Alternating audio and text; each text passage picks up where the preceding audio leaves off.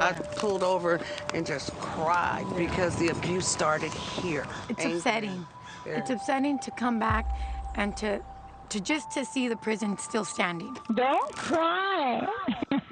It's so good to see you. It was hands down the rape club. It was a dark graveyard for us. They tried to break me here. You know, they tried to break us all, and they weren't successful. We're your mothers, your grandmothers, your daughters, your sisters. It's choking me up because it should have never happened.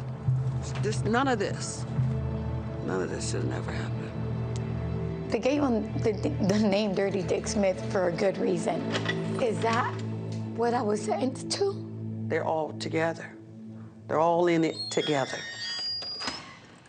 Tonight, a NewsNation exclusive. 5 women who were formerly incarcerated in California are telling their story of surviving a federal prison so notorious for sexual abuse, it was called the Rape Club. They say they were assaulted by officers who worked there, and when they tried to report the abuse, they were silenced. Some thrown into solitary confinement, others, their release dates postponed, in an effort, they say, to cover up what was really happening. The women tell me they are devastated after a judge declared a mistrial this week in the case of Daryl Dirty Dick Smith. Jurors were unable to reach a verdict. Smith was the last of the 8 officers charged with sex crimes at the now shuttered FCI Dublin. The rest of the men have either pled guilty or were found guilty. Smith faced the most counts of all of the officers. He is maintaining his innocence. Former inmates tell me the abuse was everywhere, in the cells, in the hallways, even the prison church wasn't safe. At the end of last year, the U.S. government did something unprecedented, reaching a nearly $116 million civil settlement paid out to more than 100 of these women. And now survivors are finally coming forward to tell you what happened to them behind federal walls. This is Mark. How many of you were sexually assaulted at FCI Dublin?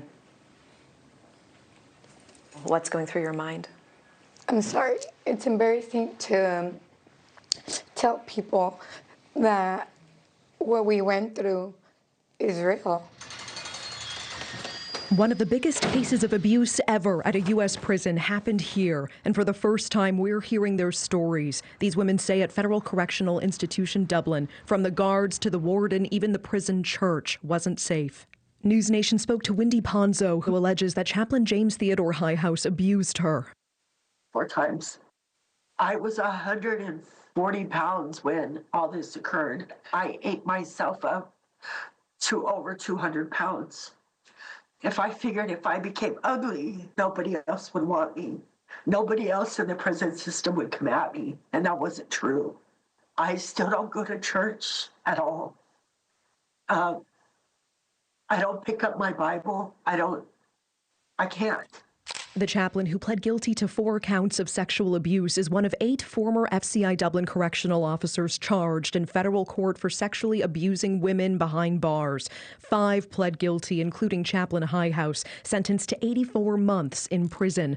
The warden at the top, Ray J. Garcia, was convicted by a jury and sentenced to 70 months in prison. Yvonne Palmore says she remembers the warden standing over her after she was beaten by a group of guards. And you woke up and you saw the warden doing what? Standing over me, filming my body. Your naked body? Naked. And what were the other inmates screaming at you? He's filming your Miss P, Miss P. And I happened to look up, and he's standing over me with this smirk on his face. And I woke up in the hospital, but I had bruises from head to toe, boot prints, actual boot prints on my body for months. So they hid me in the shoe. What was the longest period of time that you were in solitary? 7.5 months. And they told your family that you were dead? I was dead. Darlene Baker still can't sleep after what happened. In a federal lawsuit filed last June, she claims to have been sexually abused by a medical staff member at FCI Dublin. What happened? I get a shot every 2 weeks for a pretty severe autoimmune disorder. And I went in to get my shot, and he said, oh, go on back to where the refrigerator is, into the back medical room. And I didn't know it, but he had then locked the front door, pushed me hard against the wall, and it was a violent type of episode. And I kind of I don't know, blacked out. And when I came back, when there was knocking on the door and he had finally stopped and my shirt and bra was up to my neck and my pants were down. She says she tried to report the assault and the retaliation began. Then the day came she was supposed to go home. Your release was canceled and then extended for 8 months. Yes. She says phone calls, emails, and personal visits were cut off. She became determined to be the whistleblower who would bring this all down. I have a legal background. I'm going to report what I'm seeing. She did, sending meticulous documentation through another inmate's mail to her family, who sent it to Congresswoman Jackie Speer. Information that would later be critical in building evidence, though that medical staff member is not one of the 8 charged. I do have really bad nightmares every single night, and I think it's because I know my offender is free. Because he told you he would find you. Yeah, and he's still out. There's a whole bunch of them like that. Kendra Drysdale says she tried to report staff misconduct during a pat-down through what should have been a confidential message to the DOJ. Within an hour, she says she was called into a disciplinary hearing in the prison and was accused of lying. What do you want to keep? And I'm like, oh my God, please don't take my phone. I talk to my daughter every single day. So good to see you. And she said, okay, so we're going to take her phone. And then she said, we're going to take your email, we're going to take your in-person visits, we're going to take your video visits. And then she said, what else can we take from her? And she said, well, let's take her out date. Let's take her out date. Let's take her release date. The California Coalition for Women's Prisoners says Kendra was left in prison for several months past the date she was supposed to go home. The women say the fight isn't over. After a hung jury, Daryl Dirty Dick Smith's new trial will be in September. Inmate Shavira plans to be there to look him in the eye. Is that what I was sentenced to? Suicide crosses your mind. Depression is a huge issue. How do you tell your family that you're in a federal prison and that the federal government's allowing this to happen? We are the survivors. These survivors say that day begins with coming back to where it happened, unbroken, and now you knowing what happened here. NewsNation for us is very important, and for you guys wanting and willing to put this out there so the people in the world can know. We're very grateful. We did it, though. We did it. Yeah. Our fight has just begun. Well, Daryl Smith maintains his innocence, and we reached out to the Federal Bureau of Prisons, which said in part it, quote, strongly condemns all forms of sexually abusive behavior and takes seriously our duty to protect the individuals entrusted in our custody. Due to active litigation, we will decline to comment further. And the women tell us, though, the abuse has not ended. The prison was closed in 2024 with 600 about women scattered to more than a dozen facilities across the country. Community organizers tell me they are being contacted by these former Dublin inmates, and the sexual assault is continuing in these new facilities. For more on this, we are joined by FCI Dublin survivor inmate Shavira and Courtney Hansen with the California Coalition for Women Prisoners. It is so good to see you both again. Aimee, I do want to start with you tonight. You were at Daryl Smith's trial. You allege abuse at his hands. How are you feeling after the mistrial? I'm upset. I'm upset because I personally believe that the prosecutor didn't do a good of a job as he should have, because there is evidence. There's a lot of victims here. There's not one victim. And it's false when people do say, hey, you know, maybe it was for the monetary issue. No, this is false. All survivors we want him to be prosecuted. We want justice. We want the BOP to pay. We want justice for every victim and for this issue to stop. We're not going to stop fighting. This is just the beginning. So it's upsetting for, you know, for what has happened, because you are putting victims through this over and over and over again. Yeah. Natasha, this is a big issue here. This is a huge issue. Aimee, I want to pick up on something you just said, because we saw Daryl Smith's defense painting the women coming forward against him as women who were all incarcerated for felony offenses, looking for their golden opportunity, essentially seeing dollar signs and a potential windfall because of the large class action settlement. What is your response to that?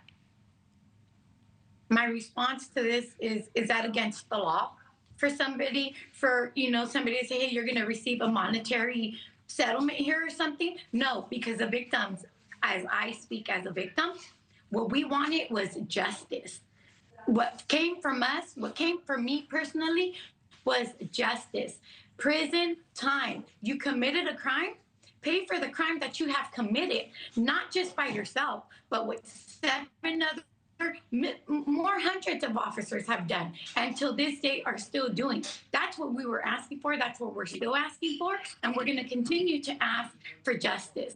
That's our main priority here, is for justice to be served here.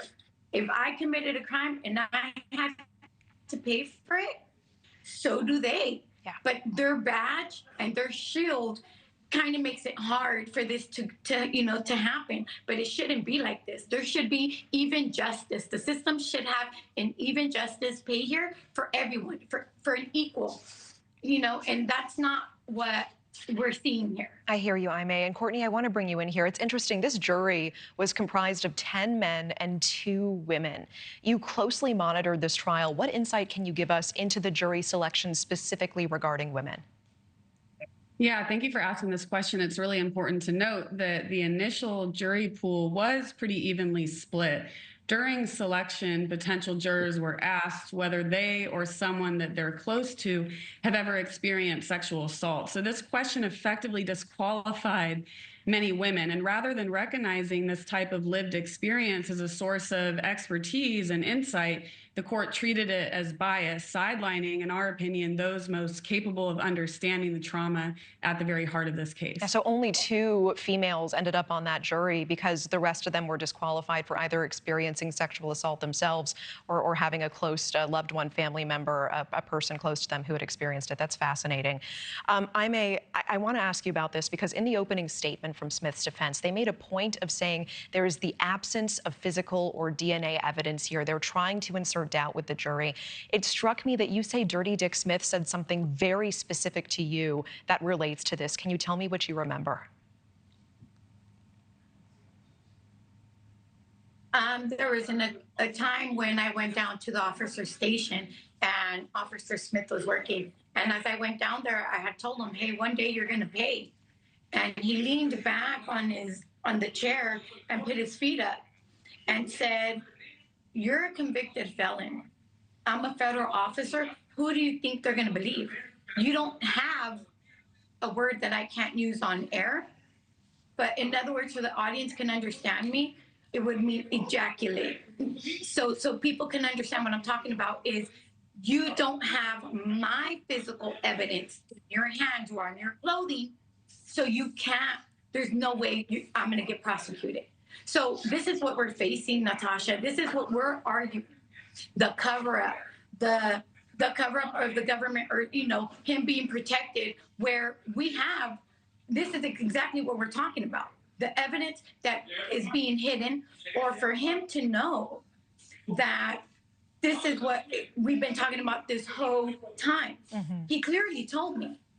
So if he's clearly telling me, and I'm telling you, before he's gone to trial, this is what he said, and this is what we're going through exactly right now. And Courtney, so he technically told me, you don't have my evidence, I'm not going to be charged. Courtney, FCI Dublin was abruptly... It's kind of frustrating. I certainly, and I hear that, Aimee. Courtney, I want to ask you, this is very important. FCI Dublin was abruptly shut down last year. It was a move that U.S. District Court Judge Yvonne Gonzalez-Rogers called ill-conceived at the time. About 600 women scattered to a dozen-plus other facilities across the country.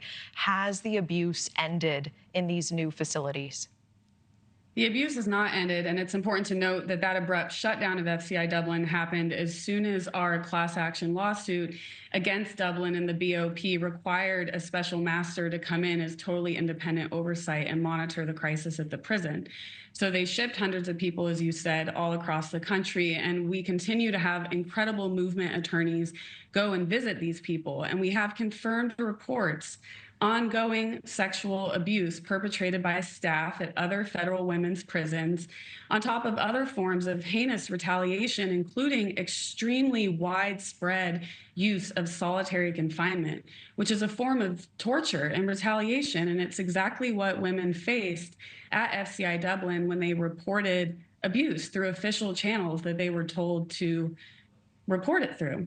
So we are still seeing Dublin survivors held in extremely abusive situations and fighting for their release to come home where they belong and be able to heal in their communities. It's enormously disturbing to hear that the retaliation and the abuse is continuing just in other facilities. And Courtney, one more question for you. We're seeing a lot of viewer comments and outrage pouring in. Several have suggested only female guards should be allowed. It stood out to me that the survivors I spoke with, including Aimee, say that the abuse also came from the female guards. Wendy Ponzo, who alleged the abuse at the hands of the prison chaplain, suggests that every correctional officer should be required to wear a working body camera at all times. I want to get your thoughts on this. Sure, there are many types of reforms that, should have been implemented yesterday, but unfortunately across this country, when we have body cams, when we have more surveillance, we still see incidents of brutality right there on camera, unchecked, without accountability. So what our organization thinks, after 3 consistent decades of monitoring these types of issues like staff sexual abuse, they're really in the fabric of the incarceration system, of how we lock people up in this country. And I would ask the viewers who are feeling passionate about getting involved and doing something to really think about what's going to address the root of this problem that has existed for as long as the prison system itself has existed. Yeah, Courtney, very quickly, we're almost out of time. Any reaction to NewsNation doing this investigation? I think it's incredibly important. We're extremely grateful. I see all the attention pouring in, that people are really fired up. And I think this issue hits close to home for so many people. And we got this far because ordinary people came together and said, enough is enough. We don't want to live in a society where this is normal. And the fact that NewsNation is covering it so rigorously is really needed. Thank you. Aimee Chavira, it was an honor to hear your story. Courtney Hansen, I appreciate the work that you do. Thank you both. Thank you so much. Thanks for watching. Go to joinnn.com to find NewsNation on your screen. And don't forget to click the red subscribe button below to get more of NewsNation's fact-driven, unbiased coverage.